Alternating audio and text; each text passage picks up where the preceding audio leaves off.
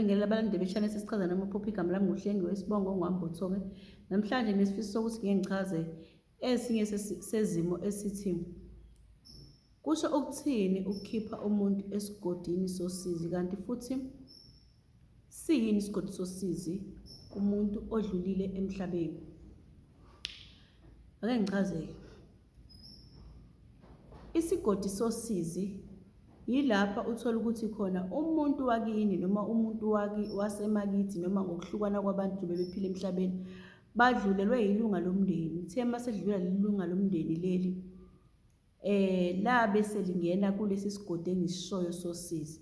Sibangelwa yini isigodi sosizi bakwethu? Isigodi sosizi sibangelwa imisebenzi yomuntu akade yenza esaphila emhlabeni, uthola ukuthi ayihambisani nomthetho wasedlozini, ayihambisani futhi nomthetho kaNkulunkulu.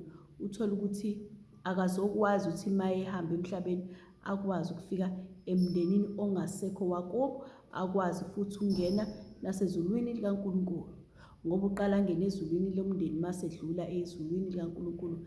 Uma engena ezulwini lomndeni uvumelekile ukuthi angangena nasezulwini likaNkulunkulu, ngoba okwemndeni akade ethunywe yona lapha emhlabeni ukwazile ukuyigcina wakwenza, wakwazi ukumela abantu bakubo abadlulile phambilini kunaye ababemthumile bamletha emhlabeni ukuzolungisa amacala okhokho babo.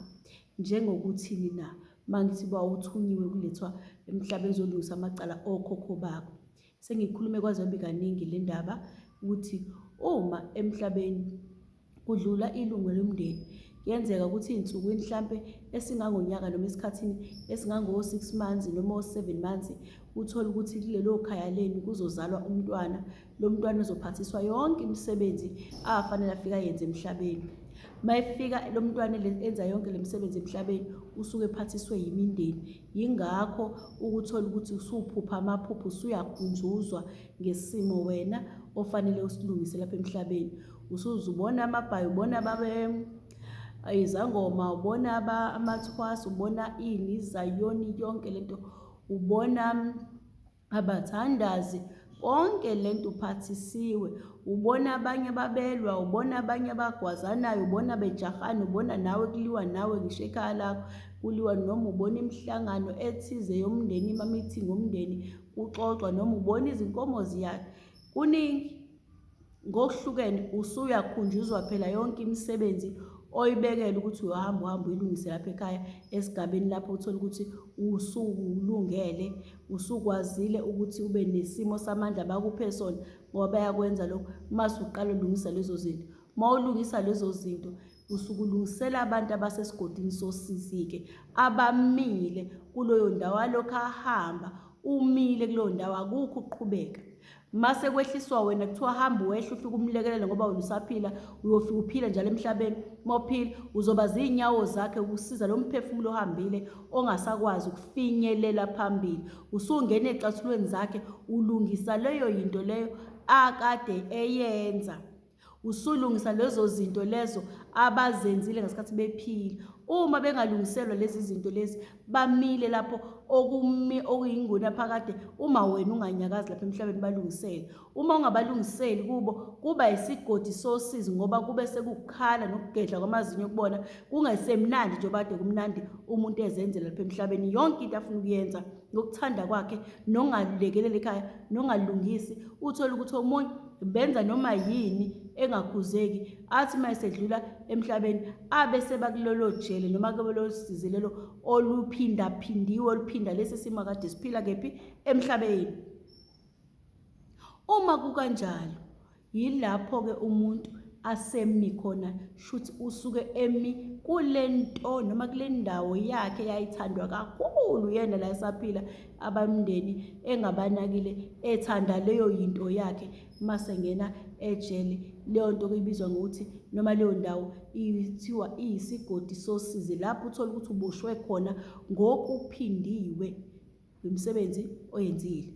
Uboshwa yini? Imindeni yakho kanye nesimo sikaNkulunkulu, ngoba awubenzanga ubulungiswa bokulekelela idlozi, kodwa uzicabangele wena ngomphefumulo kaNkulunkulu abekuboleke wona nedlozi elicelile uNkulunkulu ukuthi ulungise iy'nkinga zasebundenini wakini. Okungenani uzame uyabona, ngoba nje usukwehlisiwe sokunanesikhathi osibekiwe ukuthi usibanibani uyothi makushaya isikhathi esingaka uyobe seyilungisile lezi zinto lezi wazenza. Uthola ukuthi umuntu uchitha isikhathi esiningi wenza izinto ezingenasidingo, akaxhumani nabantu bakubo ukubuza ukuthi hawu sibanibani uhambe kanjani endleleni yakho, umlandelele, ngoba phela khumbula ukuthi wena uthunyelwe ukuzosiza bani bona. Ilapho-ke uthola ukuthi umuntu awusamsizanga, usemile kule ndawo emnyama yesigodi sosizi. Ngenzeka ukuthi wayedlinza ebulala abantu ngenhliziyo ethi usibanibani ngathi ngafa, angimfuni kabi, akunjanjani, inhliziyo yakhe ebukhuni, ebophile, engakwazi ukudedela kalula izinto, engakwazi ukudlulisa amagqubu, abathakathaya, abanjani, kuningi nje ngenza ukuthi ngaze lokhu ngibala izinto eziningi. Izinto ezenzeka nje emhlabeni eziningi ezingangeni emndenini ongasekho, ezingavumelekile uNkulunkulu. Leyo yinto leyo iyakumisa esigodini sosizi, uzimela wena, indlela yakho iyakudonsa ngoba ubujwayele kuleya ndawo. Ngeke uthi wena makade ujwayele, mina nje ngumbotha, ake ngisho kanje ngathi wena, mina ngiwumbotha nje, ake ngithi ngizijwayelele mina ukwenza njani, mhlampe ukuyoziqwayizela nje ndawo athizeni, ngiyalinganisa. Kukhona abasondayo ekhaya, mina ngijwayele ukuyoziqwayizela la engiqwayiza khona, ngiphanta imphanto ongahlambulukile, noma ngenze isimo sento esingahlambulukile. Uma kwenzeka isimo esikanjalo, ake ngikubuza umbuzo, mina ngithi ngijwayele ake ngiyalinganisa, ngabe seniyangi-editha webakwethu nithi sibe ngisho njalo. Uma mina ngijwayele laphaya kuleya ndawo leya, mzukwana mangidlula emhlabeni lapha ekhaya bekuyisimo senkolo abahamba ngaso, kodwa mina ngiphuma eceleni ngiye lapha. Umbuzo uthi, ngoba ukuboshwe emhlabeni uboshwe nasezulwini, into oyenze emhlabeni ile ozoyamukela nasezulwini nasemndenini. Ngeke phela utshale ama-orintshi mase kumila ubhanana, ngeke kwenzeke kanjalo. Isivuno ososivuna leso sitshalo nguwe, ileso sitshalayo, ake ngisho njalo. Uma kukanjalo, mzukwana uhamba, uNkulunkulu ekukhumbule kubiza, ucabanga ukuthi ngiyongena ngalabo kulabo abasontayo? Cha, ngeke, ngoba angikwazi khona, ngikaze ngihambe indawo yakhona, angazi lutho ngokwakhona. La ngazi kahle khona yikule ndawo le engaba. Yingakho-ke nganza kwethu uthola ukuthi umuntu uma esehambile la uba kule ndawo lena ethize ebekade yisebenzela. Uma kade usebenzela imindeni yakini engasekho uyilungisela kanye noNkulunkulu, umkhonzo, umdumiso, umlandeli, ugcina imiyalo yakhe la kubekela yona.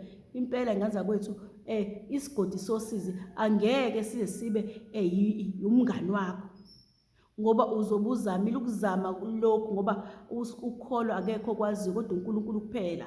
Uyabona? Kodwa kubalulekile ukuthi zilungiswe lezi zinto zalaba abantu, ngoba bayakwazi ukukhulumela ngisho naNkulunkulu, bayakwazi ukuncengela ukuthi ukhona ukuzama. Uma ungazamile ukuthi ungenzi lutho, wena uphika ngisho nokuphika ukuthi mina ngihlanganise nezinto zabantu abangasekho, ngane yakwethu njengoba usho njalo, bamile esigodini sosizi, uyofika ume nabo kanye nawe lapho. Umbuzo, uyobe usukhishwa nini? Umuntu bafethu uyakhishwa esigodini sosizi. Umuntu uyalandelela indlela yakho ukubuza ukuthi usibanibani uhambe kanjani. Into nje umuntu ongasekho angayeqi ayenza isiqiniseko sawo ngqo, mayekade ehambile sekushaya isikhathi sokuthi kugezwe, uyafika veze ekhaya ukuthi sekuyisikhathi sokuthi ligezwe leli khaya, nigeze nina, nihlambulule, nikhumule inzila. Uyakuveza lokho, akalenzi iphutha lalapho, ngoba usukwenzela nini eniphilayo lapha emhlabeni ukuthi ningalekwa nimbathwe ithunzi lakhe. Bayamdedela afika akwazi ukukhuluma leyo nkulumo enjengaleyo, aveze leyo nto enjengaleyo.